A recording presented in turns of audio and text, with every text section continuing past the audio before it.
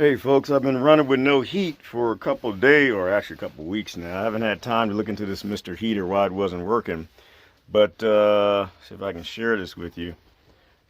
Luke Skywalker said in the desert, dust gets everywhere. This is the typical Mr. Heater, propane heater. This little jet right here gets clogged. And when that gets clogged, just a little bit of dust in there. I mean, all I did was go like that. And now it works. That's a damn shame how easy that is. I did it last year and I forgot what I did. But that little jet, just a little bit of dust gets in there, a little grain of sand, and it won't start. So there you go.